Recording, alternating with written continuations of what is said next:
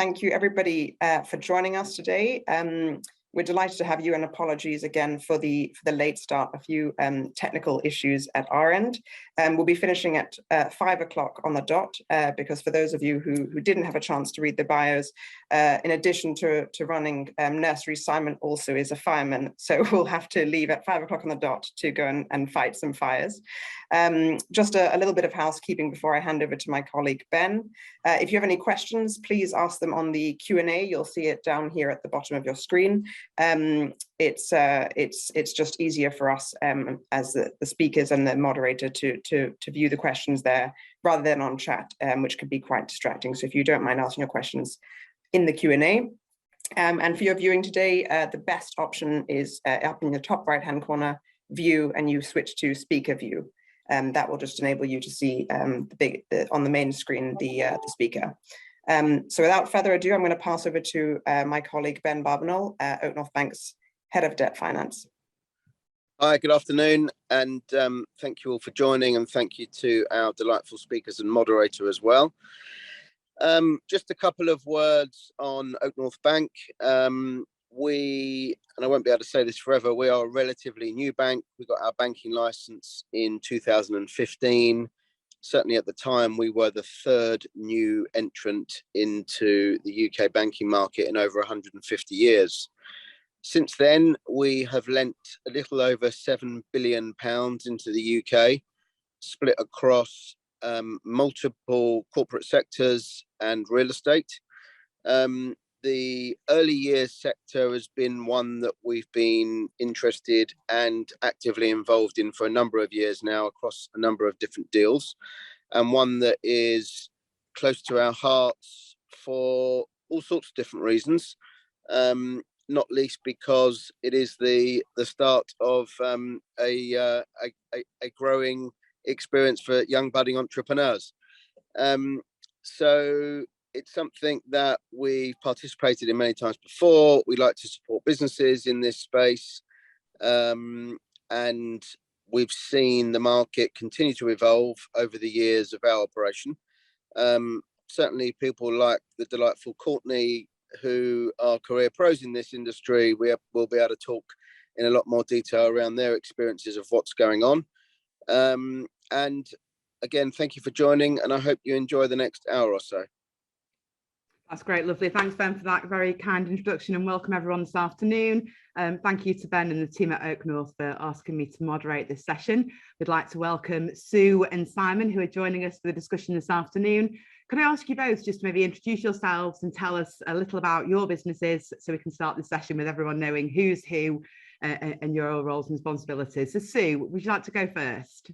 Okay, thank you. Good afternoon, everyone. I feel a bit like an interloper here because I'm a founder of a charity called Ready Generations, and we are busily engaged in finding ways of connecting very young children and their families with older adults, so elders. So there are lots of models of this across the world, and we're just learning from them and introducing that into the UK. Lovely, thank you, Sue. And Simon? Hello, everybody. Myself and Andrew, we first went into business 14 years ago in 2008. And as you know, I'm in the fire service, and I was going to children's indoor play centres with my sister and her 2 children at the time. And I liked the idea. And after 16 months of research, we opened our first play centre, which is Planet Chaos, and it was chaos. The play centre was a huge success, and after trading for a while, it soon became apparent the need for childcare, which we built in 2012, which was attached to the play centre. Now, with the help from Kath, who's now our area manager, we grew from a 25-child nursery to a 75-child nursery in 14 months. I think this was due to the amount of preschool visitors we had from the play centre and a great staff team. We then bought out a failing nursery in Eccleston, which is a local village to us, with a complete refurb, a new staff team. The nursery then got a great reputation. And finally, we bought some land at Strawberry Fields in Chorley. And with the help from Andrew, who's my business partner, and a civil engineer and a contracts manager, we developed Strawberry Fields nursery and preschool, which is a 110 child nursery, Strawberry Field Swim Academy, and a cafe which serves the site. Excellent. So really diverse product offering there, and we'll look forward to learning more about that shortly, Simon. So thanks for those kind introductions.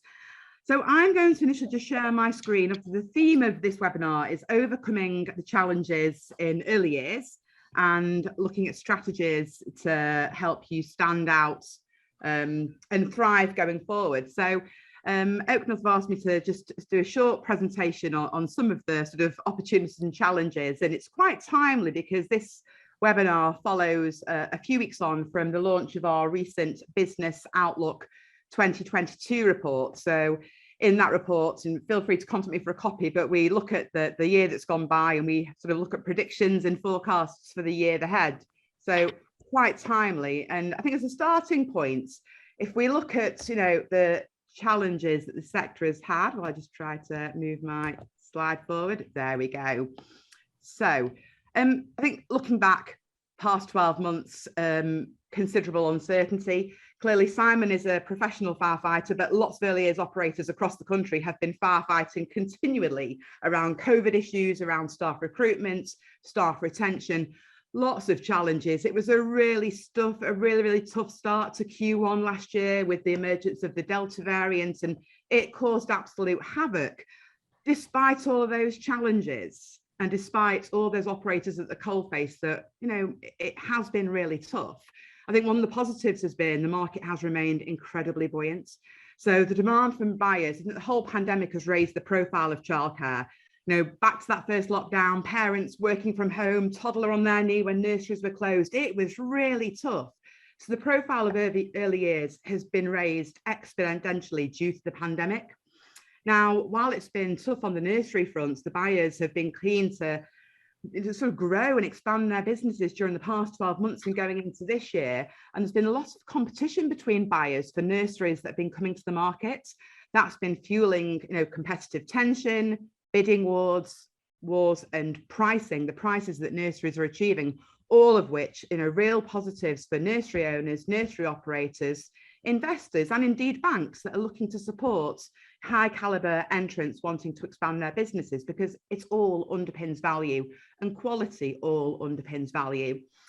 So it was a challenging year operationally, but a very positive year in terms of market performance.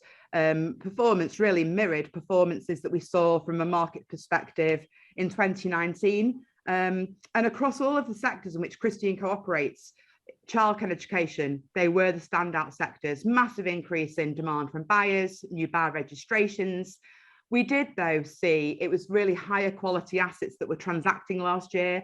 A lot of the owners of single assets, even though high quality, they were firefighting operations so much, they were struggling with the capacity to even think about a sale. Although many did want to think about selling because actually they postponed their retirement plans.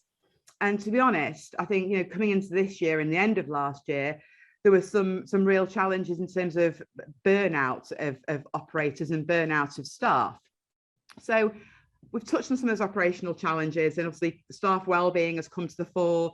We've seen that some of the COVID related subsidies, they have been masking some nursery businesses' performances. We've seen, you know, business rates reductions and void periods here in England, but they're about to come back into effect this April.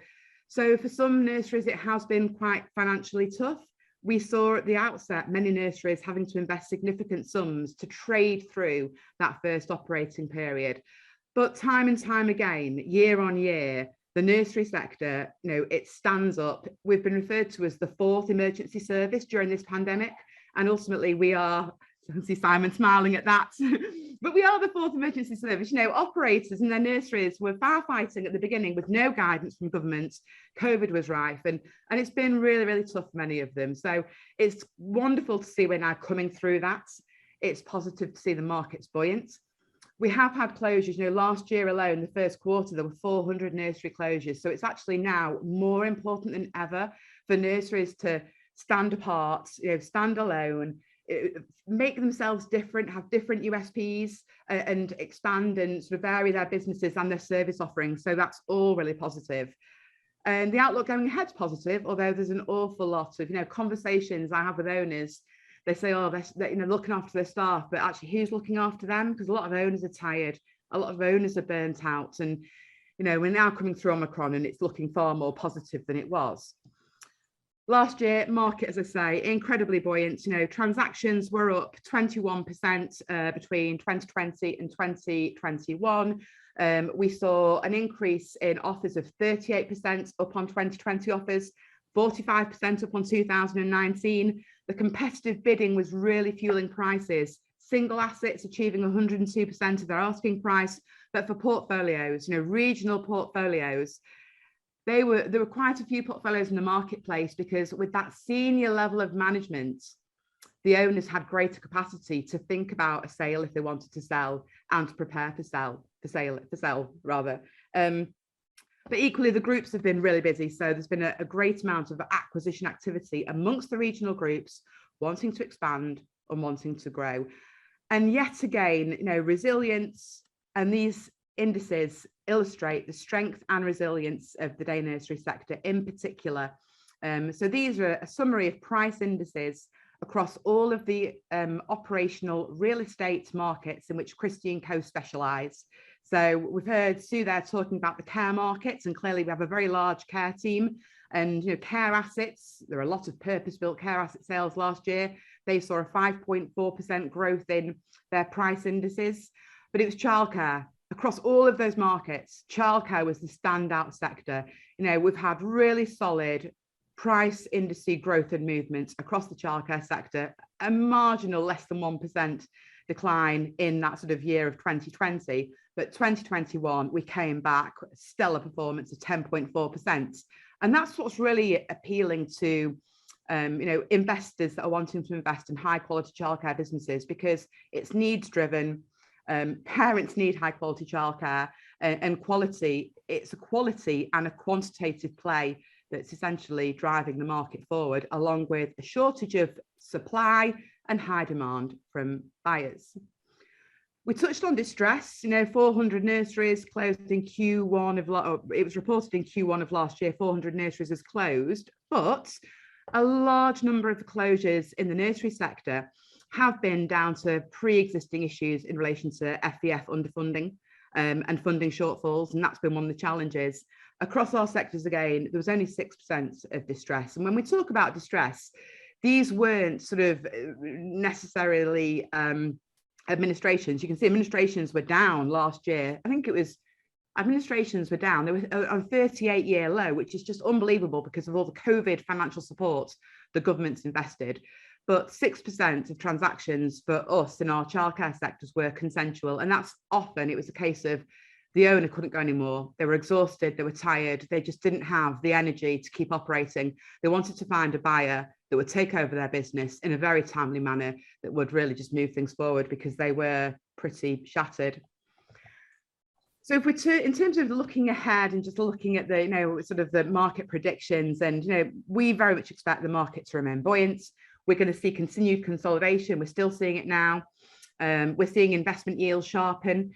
We are expecting to see a two-tier market emerge, and this is all around the quantitative play.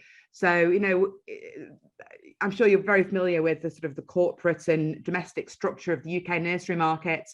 A small proportion is purpose-built. The majority of assets are often converted assets from other purposes.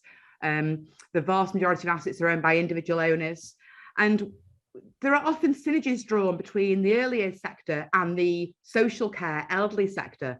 But the social care elderly sector operate largely from a wider range of purpose-built assets. The nursery sector is a slightly different beast. And this is where quality is really coming into play, and operators developing unique selling points that we'll hear about further, really setting them apart so that they become the go-to provider of choice in their locality. Not just because they might be outstanding or good, but because of the quality of care, the quality of facilities, the extra service offerings that parents really like, because they're all value-add services. I think in terms of, we talk about opportunities, there's lots of opportunities. We've already come into 2020, and in the past 6 weeks, we've done 26 nursery transactions so far, lots of single asset transactions, lots of portfolios. most recently Paint Ponds Nurseries down in Southampton. Just 10 days ago, we closed the portfolio of Twinkle's Nurseries up in the Yorkshire area, acquired by Kids Planet, which actually meant that acquisition facilitated their 100th setting, which is phenomenal growth for Kids Planet in a relatively short space of time. Great purpose-built assets, outstanding nurseries, and a really dense presence. So while there've been, and there continue to be, operational challenges, there are lots of opportunities from a market perspective, lots of opportunities from an operating perspective, and there are plenty of reasons for optimism looking ahead. So I'm hoping that very high level overview was of interest to those that are joining us this morning. As I say, I'm more than happy to share a copy of our latest business outlook report for those that would like it. So that's available. But I wanted to really understand from our panel here today some of the challenges they've been experiencing. So Simon, let's start with you, because you're operating nurseries. Tell me, how have the past 12 months been for you? And what do you see some of the biggest challenges for you operationally going forward? Yeah, I'm not going to lie, it has been tough the past year. Our occupancy at our other settings was 90%. And then obviously the pandemic hit, lockdown, saw our nurseries drop to below 30%. We made the decision to stay open, obviously for key workers, even though it had made financial sense for us to shut. Reason being, you could still claim the 2- and 3-year-old grants, put all your staff on furlough, and claim the £10,000 grant for small businesses. The decision to stay open was the right one for us. It helped obviously the key workers remain in work, and due to the other nurseries closing the doors, we actually doubled our occupancy. And when the restrictions were lifted, we retained the children, which was great. We also started the development of strawberry fields in COVID, which was really hard.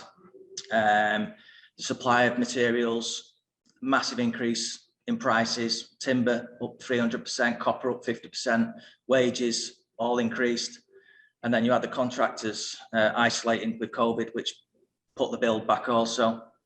But we battled through, and now we've got a great building to show for it. What we want to do is continue to expand through the Northwest with the model that we've got. But I think the biggest challenge for us is going to be finding suitable land in the right location at the right price. Absolutely, as you say, location is key, isn't it? It truly is. It needs to be the right location at the right price, and doing that competitive analysis and considering those elements as well. Sue, let me come on to you. I'm thinking of locations, I'm thinking of Chester, so I'm sure our audience would love to hear more about your scheme in Chester. But I have to say, you introduce yourself in terms of intergenerational care, and I was thinking back to, it was actually 2017, many moons ago now. I was fascinated, and I watched with great joy that Channel 4 programme in terms of the children and the interaction with the care home residents. So I personally saw firsthand how the benefits that brought. But please, you tell me your experience and your passion for intergenerational care, and how your journey has been over the past few years. Okay, well, I think like Simon, I share the pain of the journey, but I come from it to it from a different angle. So I'm an early years local authority kind of background, children's services. So my first thought is always what is going to be the best thing for children and families. That is the one thing that decides everything for me.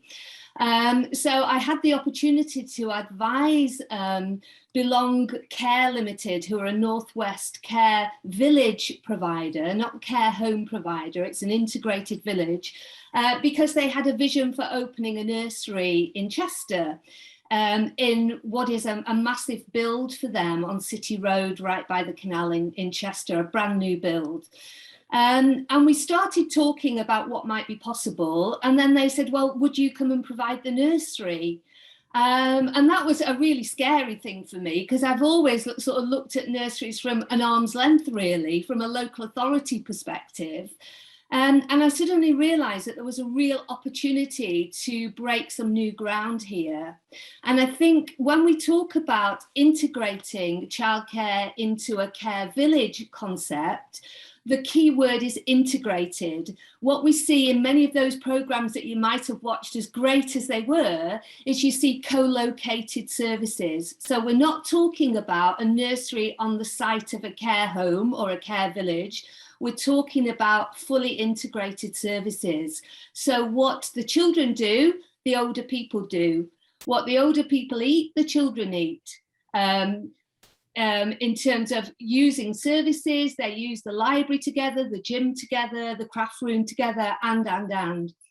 So we're talking about large scale change. And I think it is important to say this wouldn't work for all childcare providers to just say, let's engage with a local care home. We're not talking about that at all. We're talking about integrated provision. So an integrated home on a very large scale. So it does tend to be a new build, a new investment opportunity.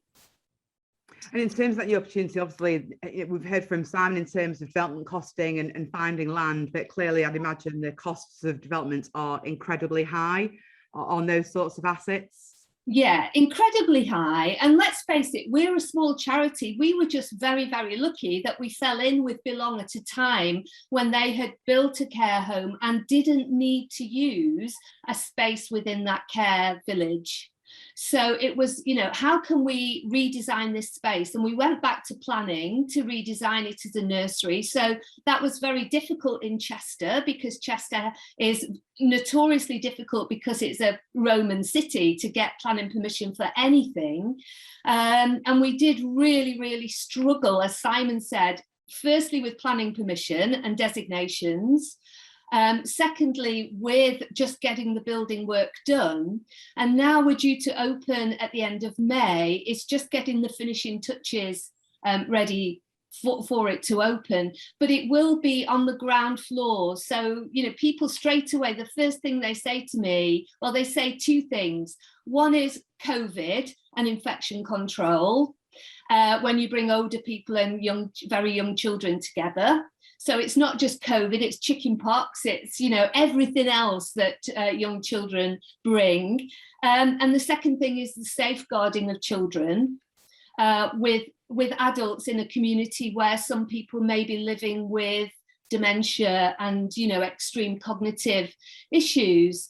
All of that is surmountable. You know, those have not been the problems. The problems have been getting plasterers and getting building materials, not, you know, any of those things that you would have thought would have been the problems.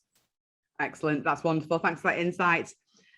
Ben, so tell me, OakNorth have lent to, you know, dozens of nurseries, very successful groups, chains, care provision, education provision over the years. So what is it that OakNorth sort of offers operators like Sue and Simon and others that are expanding, you know, to very sizable build projects, wanting to grow their businesses via new developments, organic growth and acquisitions? What do you offer that's different?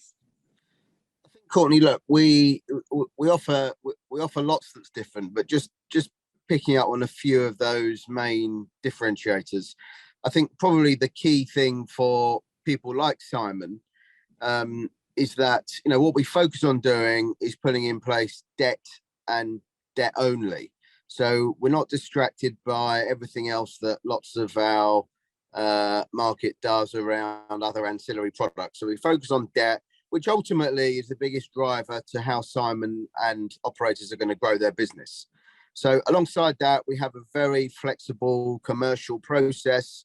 Simon, bless him, came into our credit committee. He met all of the decision makers, all of the decision makers met him. We have what I refer to as the smoke and mirror process, where there's a situation where other people remote from a relationship make a decision based on a piece of paper. You know, for us, lending is very personal. We want to meet the people that we're lending money to. We want to understand their drivers, what they think about in their business, the levers that they use to control. And I guess the other thing around the OakNorth proposition is that we're very flexible. So we may well be funding, for example, one existing setting, two existing settings. It may be a whole chain. It might be a rollout. It might be an acquisition. It might be a change of control. It's multi-strategy what we do. And therefore we're able to look at operators at the lower end of the market, operators at the higher end of the market, privately owned, private equity owned, a real mix. Excellent, that's great, thank you. And so picking up there on the conversation in terms of, you mentioned the credit panel and Simon meeting the team there. So tell me, Simon, their sort of conversations with you in terms of your business plan and your swimming school, and that being sort of quite a unique selling point. How did the swimming and nursery sort of co-development come to being? Well, first of all, every child needs to learn to swim. So we thought, why not do it from one of our nurseries? The swim academy is used by our nursery and also by the general public, but only for lessons. Also, local schools utilise the pool.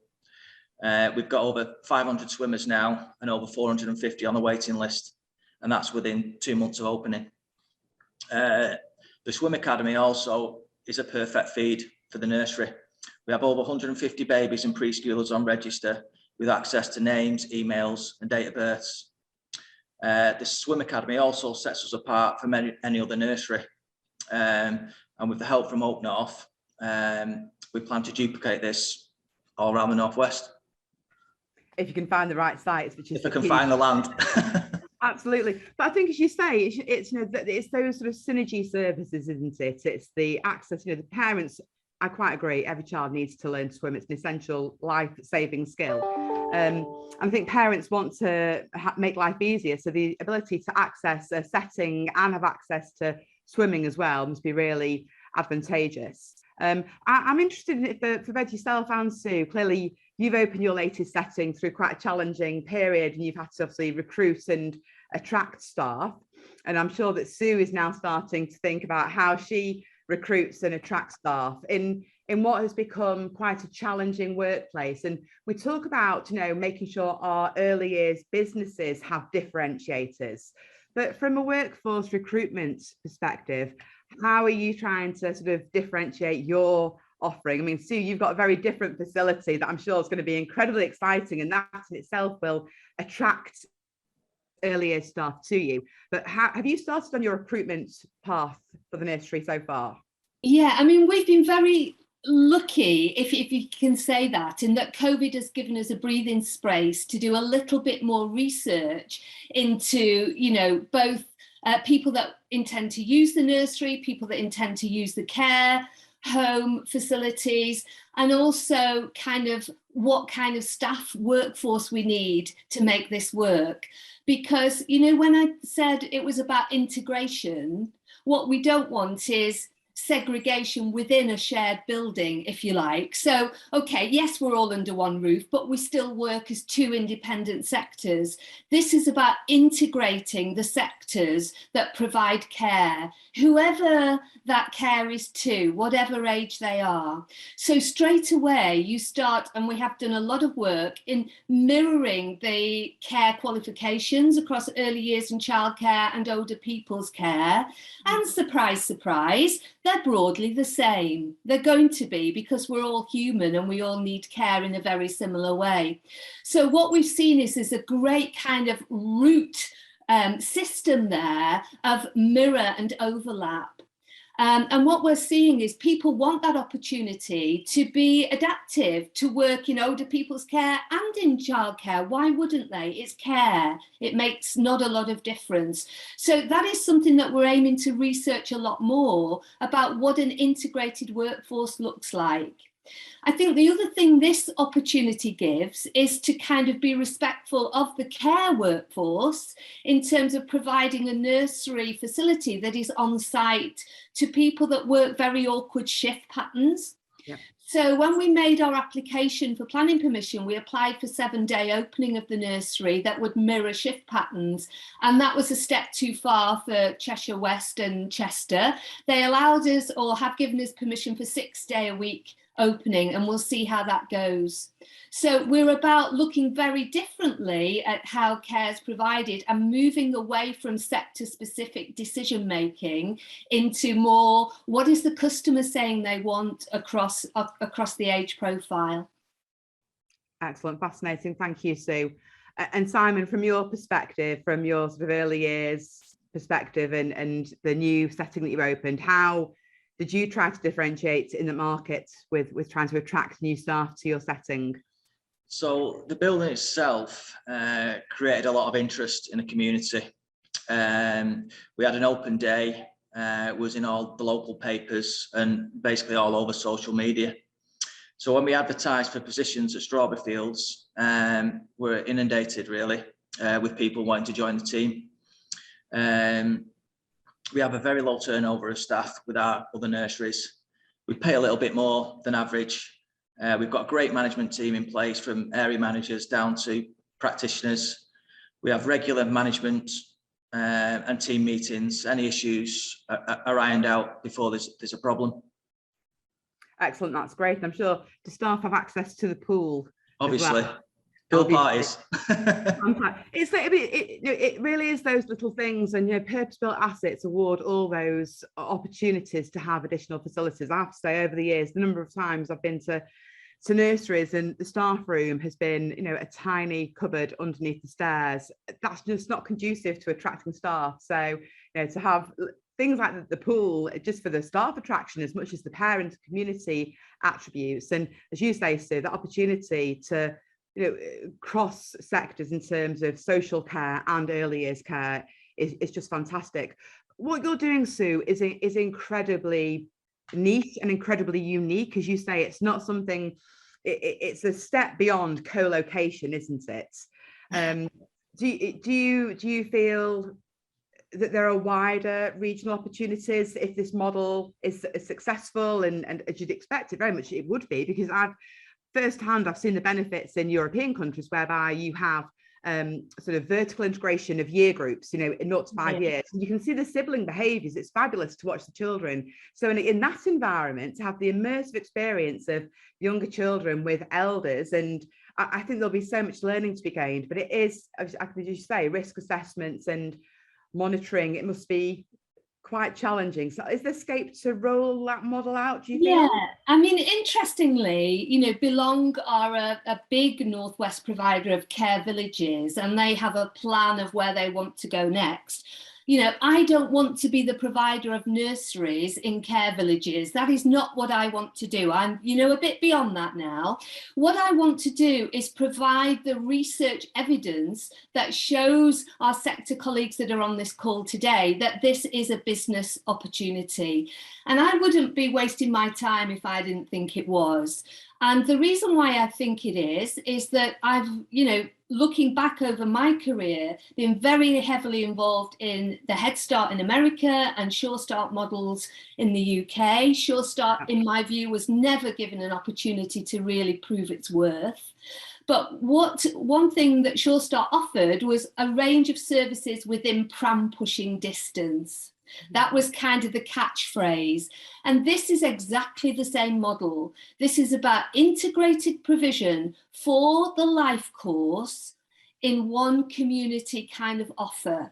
So the retirement village offer, the reason why I said it's so dependent on a new build model is that it's not easily adapted from some of the buildings that we run nurseries from today. This is very much about a complex rather than a building. So it does have restaurant facilities, it has bistro facilities, it has a hairdressers, it has a gym, it has a nail bar. So the idea is you can drop your child off and you can use these shared facilities a bit like Simon and his pool. It's like that, but on a kind of bigger scale, if you like. But I think, one of my fears was that I would have to explain to parents that it wasn't kind of the traditional nursery offer. And we've had 8 parents so far with no advertising come and kind of say, tell us more about it. And I've rung and spoken to each one of those, feeling like I might have to justify what this is. And I said, this isn't like a normal nursery. There'll be lots of older people around. And they said, every one of them said, stop, Sue, this is what we want. We've chosen this. So I do feel there's a strong customer base saying, we do want grandma to be in the same place as, the grandchild, or great grandchildren to be with their grandparents and so on. And to be the potential for the family to come together in that space. Absolutely. There's so many benefits emotionally and developmental wise, and sort of from a social inclusion perspective as well. So yeah, absolutely agree with that. And I also agree with your comments on Sure Start as well, I have to say. Pushing distances are now not what they used to be. But Ben, so obviously Sue and Simon are working on entirely different propositions here with quite unique selling points to each. As a lender, is this something that you're seeing more and more of in terms of USPs becoming a real must-have in order for businesses that you're working with to compete? I don't think must-haves. I think it's nice. It's nice to have. It makes the offering, the setting different, differentiated. It's a different offering to parents, carers, etc. I think fundamentally it's going to always come down to level of care, quality of education, quality of setting, cleanliness, health and safety, those sorts of issues. If you can overlay on top of that some nice niche attractions, then all the better. But I think the fundamentals still have to be there most importantly. So it certainly doesn't replace or compensate for any weaknesses in those other areas. And are you seeing other sort of USPs that you found quite sort of attractive and very innovative that have stuck in your mind over COVID as business models have evolved and developed, particularly in early years or education? Yeah, I mean, look, we're seeing a number of things. I think as Simon will remember, the first time I met him at his site, I was hold on a minute, you got a swimming pool inside a nursery setting? Like, that doesn't sound immediately recognizable from a health and safety perspective. And I was by the time I left, I was in awe. And if my kids were at that stage of their lives, I could see the huge attraction for that and what it would mean for kids and parents. So that's one great example. We've seen others, and I think people will always try and innovate and think about the next best thing. But as I say, Courtney, I don't think any of this is a shortcut or a short circuit to good underlying fundamentals. No, absolutely. Quality has to come first, and that quality is driven by the quality of management and the quality and culture in the business, isn't it, ultimately? So absolutely. To some degree, while we all know Ofsted and outstandings are favourable, but equally goods are also very, very good at the moment, and there are some challenges around inspections. But I think we're seeing the sector has had to become more innovative as parents' expectations have moved forward as well. Obviously, we've seen massive growth in the earlier sector. Developers are wanting their assets to stand out and appeal to tenants, and providers want to provide something additional as well. It was really interesting to hear Sue talk about the planning application in terms of for the early years provision to be open 6 days a week, because one of the challenges for early years settings is ordinarily, the assets are underutilized. These are large premises, often, significant mortgages and debt served against them, and they're operating for ordinarily 5 days a week, quite a traditional model of 6:30 or 7 a.m. through to 6 o'clock. So to see assets being utilised and additional services is really, really beneficial. It makes operators stand out from the competition as well, doesn't it? I'm just wondering, should we see if we have any questions? I'll see whether or not Valentina has got a few questions from the audience. I've got one question around pricing. That will be off the back of the question. Were prices reducing before 2021? Were prices reducing? I don't think prices were reducing as such. The prices, they weren't reducing, it was the incremental increase. So in terms of that price chart that I showed earlier, so we saw that there'd been a 6% growth in pricing the year before. Prior to that, an 8% growth in pricing, and prior to that, a 10% growth in pricing. So there's a mid-20s growth over the 3 years prior to 2020, and then a marginal just under 1% reduction in pricing. So pricing's not going back. We're seeing continual growth each year, with the exception of 2020, when we had the COVID year. And that was really down to the volume of assets that were sold. And I think more so in that COVID year, ultimately operators that were purchasing were slightly nervous because, as Simon said, he chose to keep his settings open for key workers through that first crisis at a cost to himself, because ultimately, at that early time, there were lots of operators that were staying open, but they were having to invest their own money to keep operating. They chose to stay open because it was the right ethical thing to do, because the country needed care for those frontline key workers. I think while some of those operators incurred a cost and the whole financial picture for 2020 was very distorted, the benefits gained, as Simon mentioned there, are very evident. The number of owners that I've spoken to, that they did choose to stay open, they were catering for key workers' children that came to them. And actually, when that child's setting reopened, the parents were so delighted with the service provided to their child during that key crisis. They didn't want to move their child back. They were very happy. I think we all know it takes a lot for a parent to take their child out of one setting and move them back into another. So lots of owners that stayed open, despite it being incredibly tough, they did benefit from that. So I can see another question here. So Simon, let me have a quick look on here. Labour issues. To be fair, we sort of touched on this, but labour issues being one of the biggest challenges. Strawberry fields attracting staff. So we have actually sort of touched on that a little bit in terms of your pay rates and your differentiators and the pool. Just tell me generally, how are you? There's a lot of talk in the sector about the challenges around staff right now.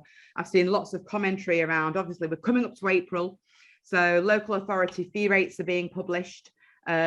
Owners are obviously looking at their numbers. We've seen that operating costs have gone forward, heat, light, gas, business rates will be coming back in this year, enhanced cleaning costs. Fees are going to have to increase to meet those operating costs, and obviously wage increases are going to be desired by staff to try and retain staff. So, have you been looking at your sort of fee increases in the area? Have you got a feeling for how the fee rates in your region might fluctuate? And have you got a feeling for how recruitment is in your immediate area at the present time? We've not been bad with our recruiting, like I said prior. We've got another nursery in the area, and because we pay our staff a little bit more and we've got a great team, people want to work for us, and the practitioners do talk to other practitioners in the area, and when a job does come up in one of our nurseries, they want to join us, which is great. And obviously with Strawberry Fields itself, it's quite a, like I said before, it's a unique building. And when it was advertised in all the local papers and on social media, we did an actual video, a virtual video of the nursery itself, the swimming pool, so on and so forth. We were just inundated with people wanting to work here, which is great. And we've still got a lot of applications ready as we increase in numbers. I think one of the attractions as well, as you've mentioned there, you're looking to expand across the Northwest, and for colleagues joining a new business that's growing, individuals are always looking for career progression opportunities. So as your business grows, it enables those member of staff that join you to sort of go on that journey with you and sort of extend their careers and move into more senior positions as they become more and more experienced. So as Sue said, that's one of the attractions in terms of the sort of the care alignment, in terms of the qualifications and sort of the opportunities that are there. When will you start your recruitment process, Sue? We'll be starting in the next 4 weeks. The recruitment to the village has started, senior leaders and things. And I think that's a point very well made, and an important point, that sometimes, some of the difficulties in early years in childcare has been the limit on career progression. You can get to a certain point and no further. I think there's a real key in looking for partners that can enable your staff to move into more senior roles. So if you look at a care village setup, there are so many senior roles like head of professional development, head of senior care team, so many other job opportunities that our early years workforce are well trained to progress through to really benefit local communities and local services. So I think we're talking about a massive paradigm, a mind shift into a different way of looking at care services that break down the boundaries between sectors in a really exciting way. It's just having the courage to think big in that respect, because I think we could all benefit from that. Absolutely, no, I quite agree. I think that's one of the biggest challenges the sector faces, isn't it? We have early years educators that are so passionate about early years, and they need to have the opportunity to progress their career. I think it's quite worrying, the numbers that actually are leaving the sector to go into other areas for a whole range of challenges and a whole range of reasons. And I think, you know, we've seen, while the profile of the sector has been raised amongst parents, I think, you know, the profile of the sector needs to be remunerated more appropriately from a funding perspective, because that funding that's received, if that were at a more, well, if it was at a level that actually covered the cost of delivery, would be a great starting point. But actually that would enable, you know, I've never heard an operator say to me, I want to pay my staff less. They all want to pay their colleagues more because they all recognise how much they contribute. And that's the same for social care as it is for early years. And I think, you know, that's a really important point sort of going forward. Let me just see if we have any further questions. Please do feel free to use the Q&A function for those that would like to ask questions. Let me have a little look here. We have another question. So how are early years assets valued? Net asset, multiple of revenue, or multiple of EBITDA? Okay, so the UK day nursery market, in fact, actually most of the early years global markets for operational day nurseries, the markets transact on a multiple of earnings. So EBITDA is the correct phrase, or EBITDAC now. So earnings before interest, taxation, depreciation, and after coronavirus alignment of offset costs. That's the new one, Ben, isn't it? EBITDAC. So essentially, yeah, that's it. So buyers are wanting to understand. I mean, there are so many factors, aren't there, in terms of the level of occupancy, the level of effective occupancy compared to registered capacity. We see lots of owners that underutilise their assets.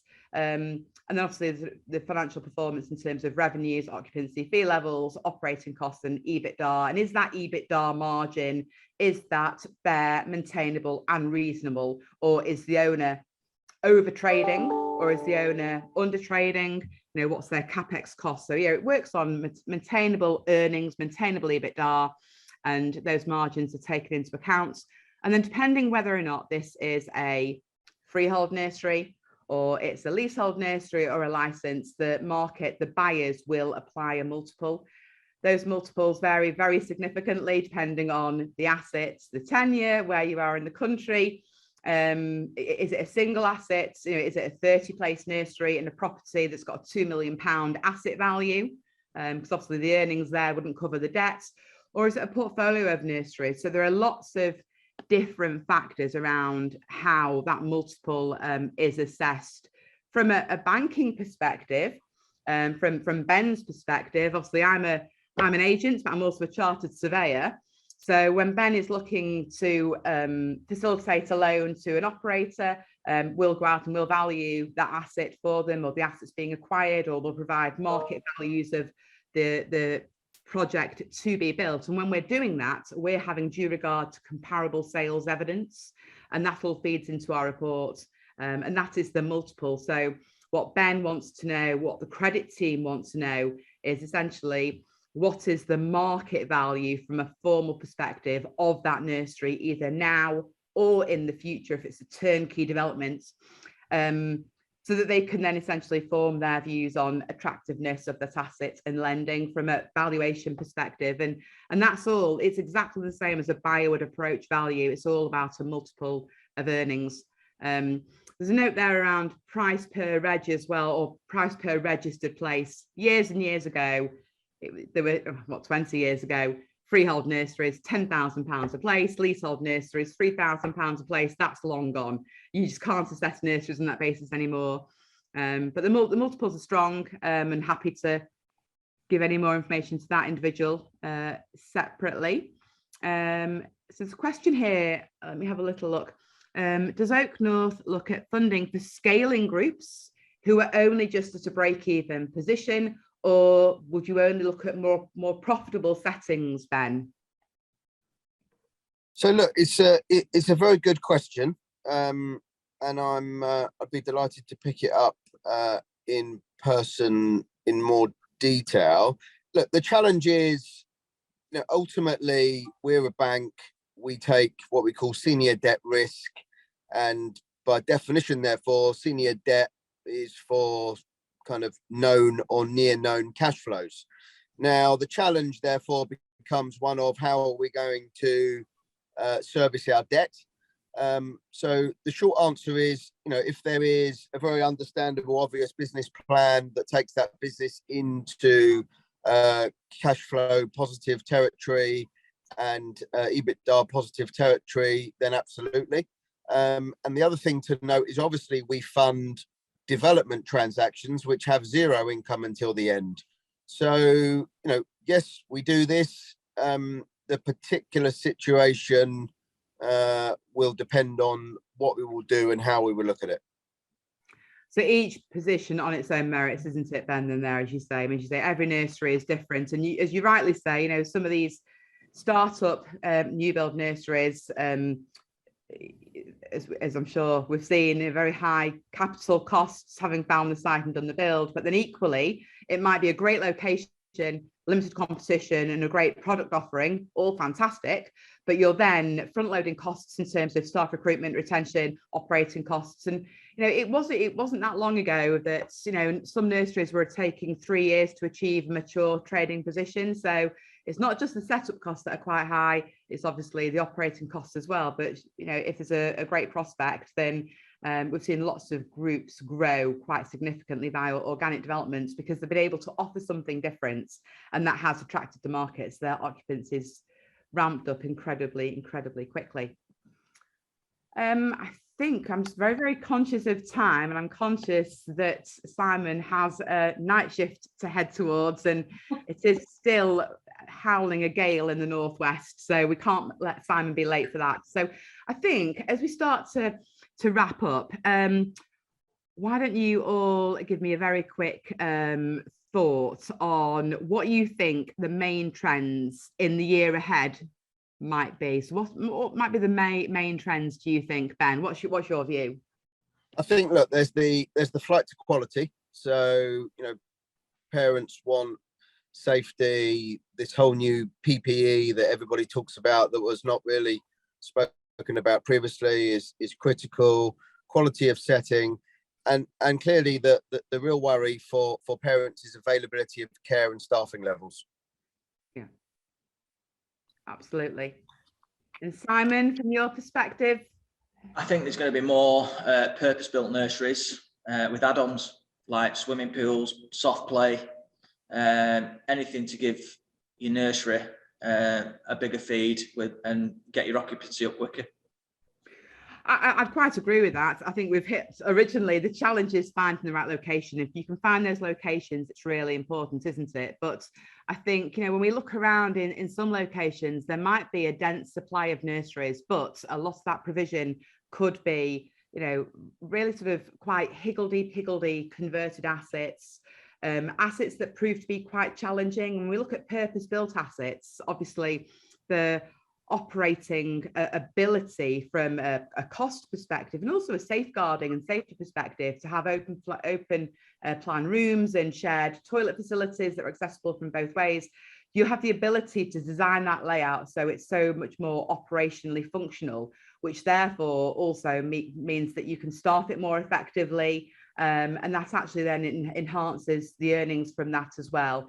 And I think I'd quite agree with all of that. I think the bigger area as well is that for those purpose-built assets, we're seeing more and more investors coming into the UK and existing UK investors that see early years as a really strong sort of infrastructure class. So the yields that investors are achieving are really sharpening, and that's very attractive because for an operator to build and fit out a nursery can be a very significant cost. So it needs to work at the outset commercially and long term from the asset being future proofed. So I think location is always top of my mind, and there are opportunities, there are sites. It's just making sure that all that research is done and the schemes are really good schemes. So Sue, your thoughts, your final thoughts? I think I would agree with everything you said there. I think environment is very critical, and the space. I think it would be about looking for, not disregarding partners that you may not have ever thought of working with before. There are lots of large chain care providers who do have the financial resource to invest and are looking at different ventures. So they are looking very keenly at what we're doing in Chester. And already I've had, large scale providers come to me saying, can we talk about how we would do this across our, 60 care facilities across the country. So I think this is one to watch. I'm also getting a lot of interest from architects who are being challenged to redesign city centres, to redesign housing setups in local areas. What do they need to, how do they integrate childcare into that offer? So I think that's really, really exciting. And then just one for people that are out there providing childcare. We did a little bit of research in COVID called Care to the Nest. And one of the things we asked grandparents was how they enjoyed or, how much childcare they had to do during COVID. And what was interesting was we got a very clear response back from grandparents saying, we don't want to do regular childcare like this anymore. We're tired and burnt out. We want all the nice bits and not the regularity of it. So that feels like there should be, more places we need for childcare, because all the grandparents like me are going to say, no more of this. So it feels to me like there's real growth potential. We should be really positive about that.